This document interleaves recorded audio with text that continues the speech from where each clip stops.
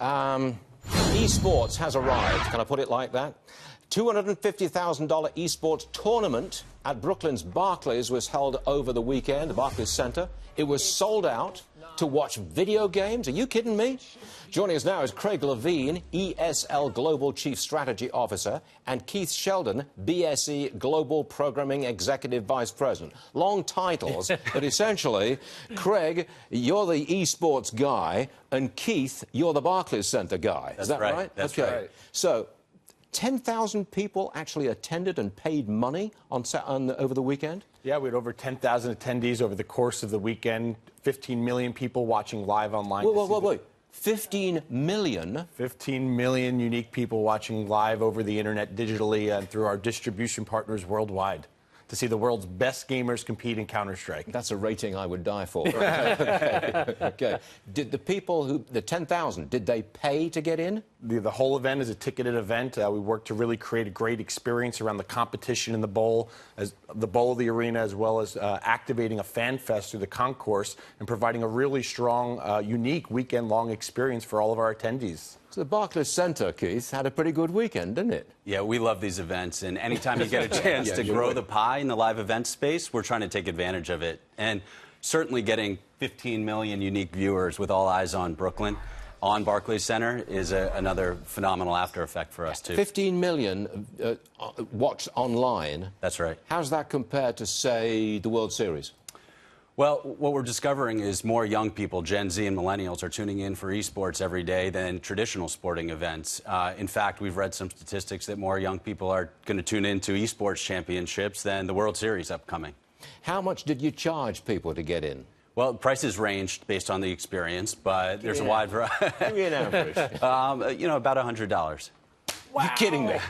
You got 10,000 people to pay $100, averaging $100 a pop, to sit around and watch other people play video games. In this case, it was Counter-Strike. But the great thing is it's not just sitting around. It's an entire experience. So you come into the building and you can view the game itself, but we also kind of create a festival, bizarre atmosphere within the concourse spaces as well. A bizarre atmosphere. Activating our partners, activating different brands that are participating, and giving the fans and viewers a unique experience inside the arena, too. What was the average age of the people inside the Barclays Center? I bet you didn't have anybody my age. If they were probably there doing a little bit of reporting. I'd say the average age of an attendee was between 17 and 34 years old. You see parents starting to now come with their kids, as gaming as an entertainment platform is really for the first time being passed on generationally. So when you start to extrapolate where this is all going and how disruptive it is to traditional sports and entertainment and changing media consumption habits of this generation, that's why we're so excited, but we're still so early. You think it's going to become an Olympic sport? You know, we were fortunate this year to work with Intel. We actually produced an exhibition at the IEM Pyeongchang, or the Pyeongchang Olympics. So, you know, it's a long journey. But we're just sort of taking steps. Come on, Craig, it's not a sport. You know, who's to say what sport is? These guys are training really hard. They're competing at the highest level. It's harder to win one of these championships than arguably a traditional sporting event from a participation to professional element. So, you know, these guys are the best in the world at what they do. Millions of people appreciate that, you know, want to tune in to see that, and that's good enough for us.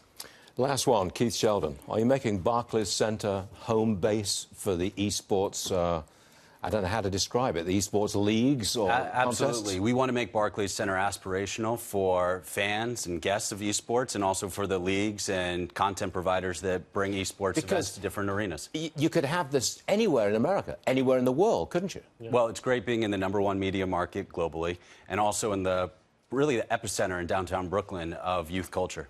Look, Keith and Craig, thank you very much, gentlemen, for bringing this to our attention.